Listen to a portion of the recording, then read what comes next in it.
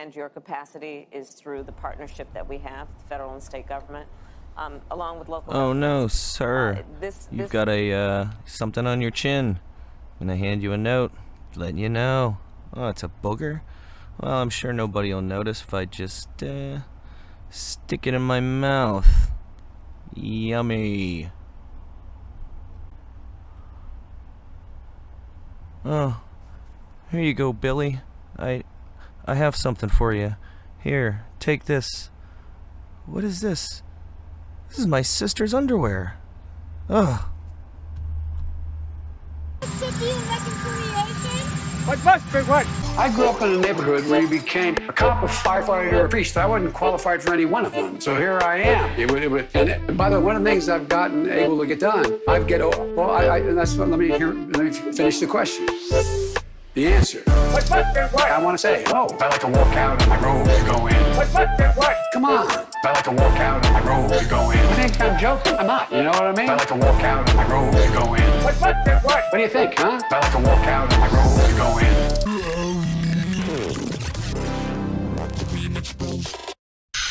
Then strangled them, and finally dismembered their bodies. Right. Then do And homelessness and all that. And now, the voice you've been waiting for. There is a secret song at the center of the world, and its sound is like razors through flesh. I'm here to turn up the volume.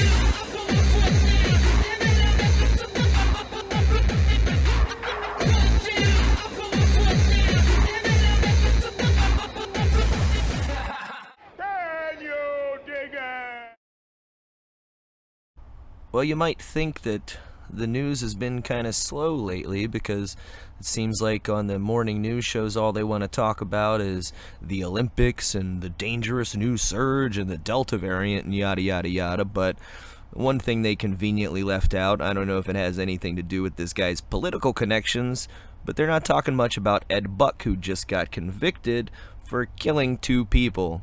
He was getting guys off the street and overdosing him with drugs and sexually gratifying himself, and had 2 people OD and die in 2 years, and they didn't really look into it at all. And then a 3rd person OD'd and survived, and now we got a witness, and finally there was some pressure put on the police department to actually do something about it, and boom, yeah. And the shit that came out in his trial would make your fucking hair curl. But I'm sure that had nothing to do with the fact that he was a big Democratic Party political fundraiser. No, that's just a coincidence. It was just an oversight. They just figured that this is not worth knowing. They're much too busy trying to shit on places like Florida for flouting the guidelines that the CDC has been putting out about vaccines and masks and all that shit, and saying that, oh, we're the problem. That's why there's such a huge spike in cases in Florida right now. And, you know, okay, let's take a look at things logically. You've had all these places that have been in massive lockdowns where people hadn't been able to do anything, you know, places like New York. I mean, half the people in South Florida, it seems, are from fucking New York. You can't throw a rock without hitting somebody that's from New York. You think maybe, I don't know, all those people fleeing to here might have brought some of that shit with them? And then there's also the whistleblowers that came out in the past week and said that they were told to play down and not make a big deal of and help cover up the fact that they had a huge COVID surge going on in their migrant facilities in Texas. Now, why would that affect people in Florida? Oh, I don't know. I mean, shit, it's not like any of those people coming across the border are winding up in Florida, specifically probably in South Florida. I mean, if you're a Spanish-speaking migrant, this would seem like one of the places to be. But I'm sure all those sick people coming across the border and then winding up in Florida has nothing to do with the surge we're experiencing. That's just another coincidence. They also decided to turn logic on its head with this, oh, well, you remember when we told you that if you were vaccinated that you didn't have to wear a mask anymore? Oh, well, it turns out that you can still catch it and spread it just like anybody else.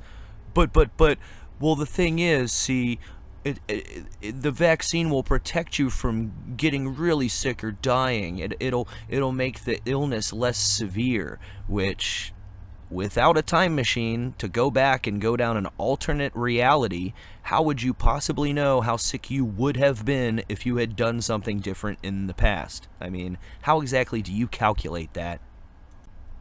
But that's now the talking point is, oh, we magically know that, you know, you're not as sick as you would have been had you not got the blood clot shot. So, you know, everybody still needs to get it. Even though we were totally wrong about the fact that it was going to keep you from spreading it and protect you from getting infected to some degree. Oh, it appears now? Well, it's because of this Delta variant. Oh, yeah. The Delta variant isn't exactly brand new.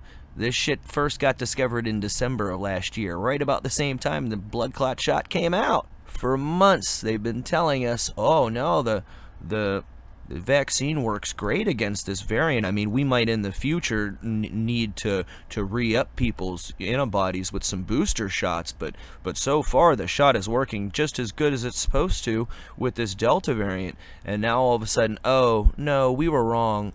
Oh, but you should still get it. I mean, we're right about that, but, you know, we were wrong about the whole being able to take your mask off thing. Whoops, our bad.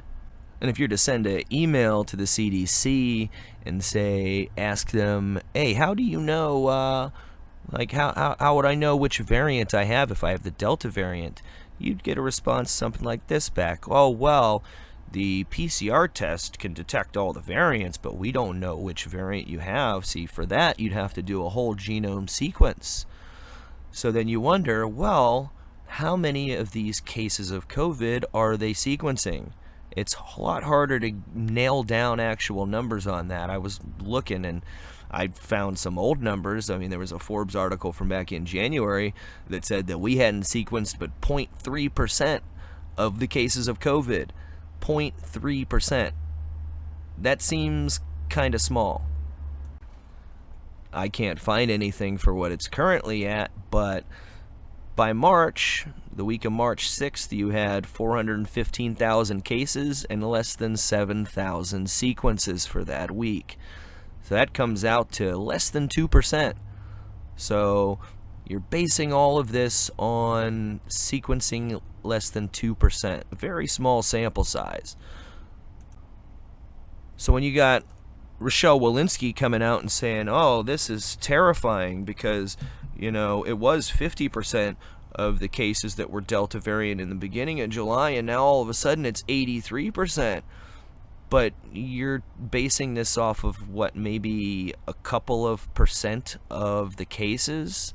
And so it seems like that would have a pretty big margin of error. And you'd think for all these journalists that interview her every fucking day, or Fauci for that matter, that somebody somewhere might ask this question to go, hey, well, I mean, you know, what could be the possible margin of error here? Because it's not like we have the means to sequence all of these. So is it possible that we're just sequencing more of the Delta variant and it looks like it's just, you know, and on top of that, how exactly are you calculating that it's more deadly? See, they keep using these qualifiers in their interviews, and they say, oh, well, we think, and it's likely that this is a more severe illness-causing variant, and it appears that this is worse and more transmissible. They always use these, you know, diminutive terms that basically just, you know, a way of not saying, we're not sure. It could be.